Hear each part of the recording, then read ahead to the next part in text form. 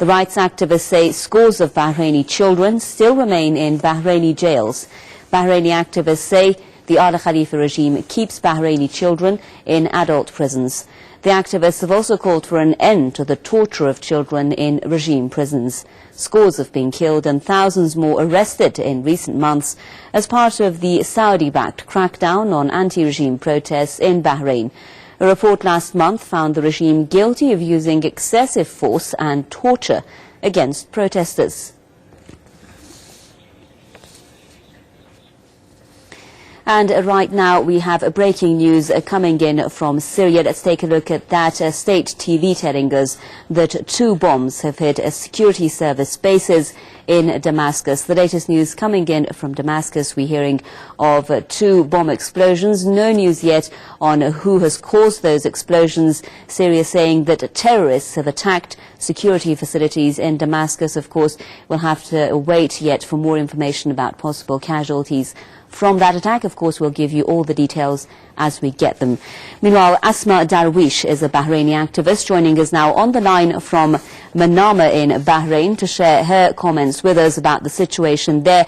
Asma, we've been reporting here on Press TV about the children arrested by the Manama regime. What do we know about their conditions, their numbers, why they were arrested and why they are still in jail? Hello, my dear. First of all, there are so many prisoners who in Bahrain are still detained, and since March crackdown, they have been subjected to verbal assaults and to discrimination and to physical torture. And the UN report demanded Bahraini regime to release all political prisoners. In Bahrain, there are so many prisoners who are below 20 years old. One of them is my cousin, who was released just 4 days ago. He's 16 years old, and he is said to be tortured and beaten up, and he was taken to a trial, and he was looking so shocked, and he was not expecting that. And he was not even involved in any protest. He was just standing outside his house when a crackdown happened. Another example is a young male who is called Bassam Shabib. He's 18 years old, and he was sentenced for 10 years in a case, and he has been in a military trial. I have some stories that I interviewed some people who were released under 18, whom legs were hammered, and they were subjected to sexual abuse, and they were put into mental and emotional pressure. Those stories are happening here in Bahrain, like in a common way, and Bahraini police and Bahraini prisons are practicing those practices against young people commonly. Right, Asma, of course we remember the Bahrain committee raising allegations about this as well, saying that torture and abuse has been used. What has changed since that report came out? Has there been any kind of action from the rulers, any kind of investigation, even action from human rights groups or international bodies about the situation that you're describing for us?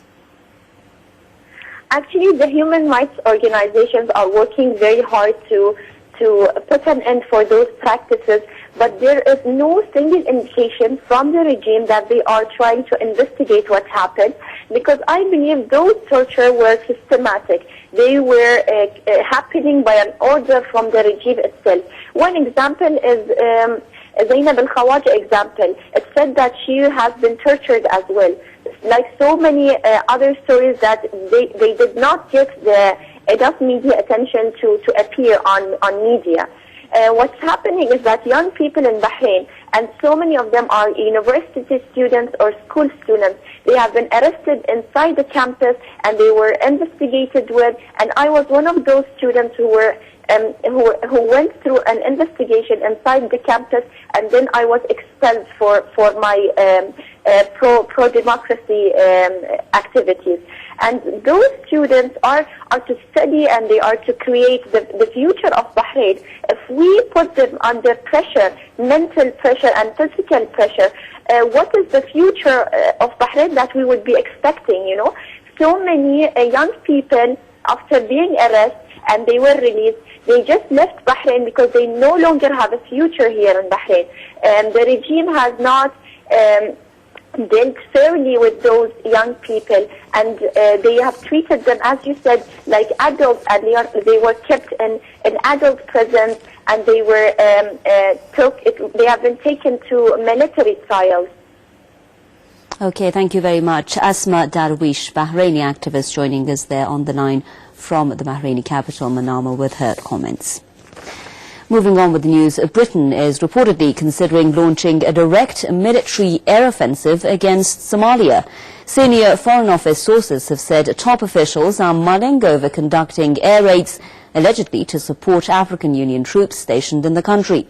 British SAS and SBS units have also been stationed with the US-led Horn of Africa Task Force in Djibouti. This comes amid the backdrop of the UK's involvement in bombing Libya, which left hundreds of civilians dead. Kenya, Ethiopia and the African Union forces are currently involved in military assaults against Somali's al-Shabaab fighters. The US has been actively involved in attacks against the country, carrying out frequent deadly drone attacks. The offensive have killed and displaced a large number of Somali civilians.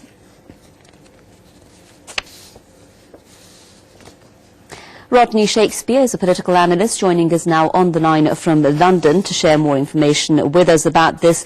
Mr. Shakespeare, first of all, how serious could this decision be, and what are you hearing about these reports of a direct military action by Britain in Somalia? Well, it's very serious because it represents the consequences of negative attitude and negative policy. One thing you can be certain of is that just as there are now drones and US air attacks, if there's a British involvement, there are going to be many, many more civilians killed, and the hatreds of those who carry out the attacks will, of course, greatly increase. The parallels really are between a situation like in Afghanistan and in Pakistan. The problem is that the West does not have a philosophy and economics and politics which can capture the imaginations of young men. We are essentially concerned with intervention, creating more chaos, because we have the misguided belief that we represent something of appeal for these countries like Somalia, when the reality is that we don't. So I'm afraid we're looking at a negative situation at which David Cameron, who's become extremely cocky because he thinks that he's capable of solving the world's problems by force.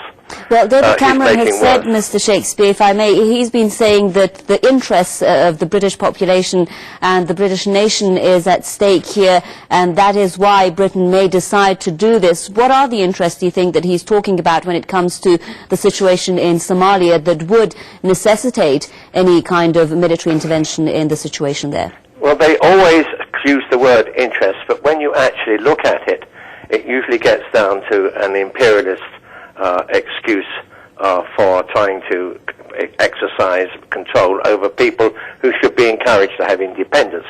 Cameron and Jonathan Evans, his head of MI5, are claiming that Somalia will become a breeding ground for jihadist people who might put bombs in the UK. Well, that is a possibility, but the underlying thing is that the British policy is going to increase the forces leading to jihadists coming from Somalia. So the problem is that the UK does not really have a policy to address this situation, and all it can do is to make the situation worse. Mr. Rodney Shakespeare, political analyst, joining us there on the line from London with his comments. Thank you very much, sir. Pakistan has rejected a US probe's findings into an American airstrike that killed 24 Pakistani soldiers in late November. Here's more. There are no signs of tensions easing between Pakistan and the US. Pakistan has rejected an investigation by Washington into the November American airstrike that killed 24 Pakistani soldiers in their own territory. The inquiry says the US and Pakistani forces had both made a series of mistakes that led to the, quote, tragic US airstrikes. Inadequate coordination by US and Pakistani military officers operating through the Border Coordination Center, including our reliance on incorrect mapping information shared with the Pakistani liaison officer, resulted in a misunderstanding about the true location of Pakistani military units. This, coupled with other gaps in information about the activities and placement of units from both sides, contributed to the tragic result. Islamabad has said the US probe is short of facts. It has also said its troops had done nothing wrong and described the attack as a deliberate act of aggression. Right after the attack began, the Pakistani authorities contacted NATO to stop the shooting and the bombing of Pakistani posts. They did not. The first attack ended. Then after a little while, a second wave of attack happened with the help of Apache helicopters and F-15. So here, this is the most convincing proof that the attack was planned, deliberate, and it continued despite timely intimation by Pakistan. Following the airstrike, the Pakistani government closed its border with Afghanistan and cut NATO supply lines. It also shut down the US military base Shamsi in protest. The American airstrike was the latest in a string of attacks by the US against Pakistan that further strained relations between Washington and Islamabad. Pakistani people and officials are already angry over the US drone attacks that have claimed large numbers of lives in Pakistan's tribal regions over the past few years. Let me explain what Pakistani people want from the government of Islamabad. They want that Pakistan should be treated honorably, equally, and as a sovereign state by the United States. Secondly, the drone attacks must stop. Number 3, ground interventions into Pakistan must stop. And 4, the demonization of Pakistan as a terrorist state, as a country that has safe havens of terrorism. This is the allegation of the United States. Those allegations must stop, because Pakistan has been so much demonized that if all these actions do not stop, the result would be that there will never be a normalization of relations. Breaking news again from Syria. Let's take a look. We've been hearing of twin bomb blasts hitting security service bases in the capital, Damascus. Of course, officials there saying terrorists have been trying to target military facilities in Damascus as the unrest has been continuing in the country. Of course, we'll give you more details as we get them. Now, thousands of nurses are striking in California over a proposal to reduce workers' healthcare coverage and retirement benefits. Press TV's correspondent Ross Fraser reports from Los Angeles. More than 1,000 nurses in Los Angeles are on strike to protest their contract negotiations with 2 Southern California hospitals. The action is part of a statewide strike involving an estimated 6,000 nurses at 9 hospitals. The California Nurses Association has been working without a contract since September 30th. The strike followed a walkout called by the association on September 22nd and came on the same day that more than 1,000 nurses in New York City gave notice that they plan to go on strike in January. Nurses are protesting what they say are unsafe nurse-to-patient staffing ratios and increases in their health care premiums. Our patient safety issues and our patient safety concerns have not been addressed. Protesters say most nurses are unable to take breaks or lunch meals. Some nurses are forced to relieve one another by doubling on patients. They say the hospital also wants to eliminate a 5% cap on health care premiums. We have concerns about the cost cutting and the speed up and staffing to the bone. There's not enough nurses to relieve nurses for meals and breaks. It's a California state law. The strike has earned the endorsement of the local Occupy movement. Protesters say the hospital is extremely profitable and they're engaging in Wall Street-style gambling with the lives of patients and nurses. We know that nurses who work that are fatigued and don't have an opportunity for nourishment are at increased risk of committing errors that would harm patients. And for us, we have a moral imperative to prevent that from happening. Nurses say they're also concerned with the quality of their own care. Union officials say the hospital is limiting the ability of nurses to afford health insurance. They're hoping that this statewide strike will help provide them some leverage in the next round of contract talks. We've got a lot of support here. The recent Gallup poll that rates nursing profession highest in terms of honesty and ethical behavior, we take that very seriously. It's inherent in the social contract. Hospital officials call the strike a disappointment and say they disagree with the union's claims. Officials say the hospital is in compliance with all state laws, and they say that nurses are paid for missed breaks and meals. Ross Frazier, Press TV, Los Angeles. You're watching Press TV. Let's take a look now at the breaking news that's coming in from Damascus. We are hearing, of course, in Syria, 2 loud explosions hitting 2 security service bases in the capital, Damascus. There are reports of fires at the bases. Ambulances have rushed to the scene as casualties are feared. The bomb blast come as a team of Arab League observer mission is in Damascus to oversee an Arab plan to end months of unrest in the city. The mission has prompted anger from the opposition, charging it's a plot to stall tougher action against the Syrian government. Syria has been the scene of unrest, of course, since March. Thousands of people, including security forces, have lost their lives in the violence. The opposition has been blaming the government for the deaths. However, Damascus holds foreign-backed armed gangs responsible. Well, our correspondent Muhammad Ali is joining us now on the line from Damascus to share with us the latest of what's been happening there. Muhammad, tell us about today's explosions. What else do we know? Well, what we know is that 2 terrorist attacks targeted the building headquarters of the state security and its branch in Christchurch area in the middle of the capital, Damascus. Now, investigations until now say that Al-Qaeda is behind the attacks, which means that there's a multi-party attacks against Syria, not only armed men, but also now we're hearing about Al-Qaeda. And the 2 buildings are only nearly 1 kilometer away from each other. The main road where the attacks happened is usually not locked. I mean, cars can go there, entering the road in a very usual and normal way where the security bases are. Now, the latest information says that 2 booby-trapped cars attacked and exploded there. We still don't have any information about the casualties, but mainly this is the latest. Right, you say Al-Qaeda. Now, Mohammed, is that an allegation that's been raised by officials, or has there been any claim of responsibility? Well, no one claims responsibility, but the Syrian state TV has said that the first investigation showed that Al-Qaeda is behind the attacks. Right, and how strengthened is Al-Qaeda in Damascus? I mean, have we been seeing similar strikes perpetrated by them anywhere in Syria?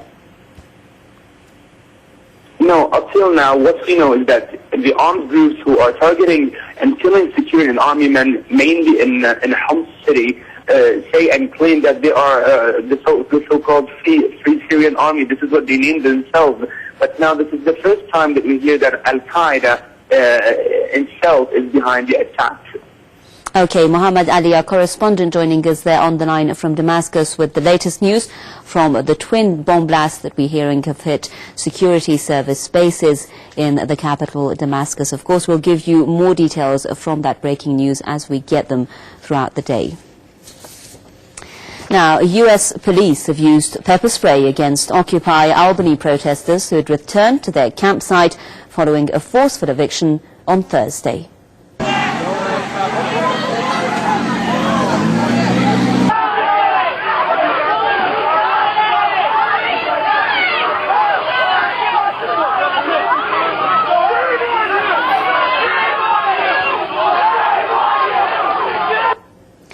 The eviction began late in the afternoon when officers removed tents from the camp in a downtown park, making several arrests. The protesters tried to keep their last tent by lifting it and marching on the city hall. They then returned to the park at night, but they were again confronted by the police. At least 5 demonstrators were pepper sprayed by a mounted policeman.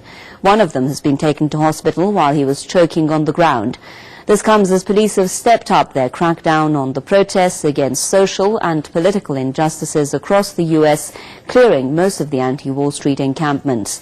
The occupiers in Berkeley, Buffalo and Binghamton have also been forced out of their camps. Kevin Danaher from the Global Exchange International Human Rights Organization says the anti-Wall Street movement is exposing America's hypocritical approach to democracy.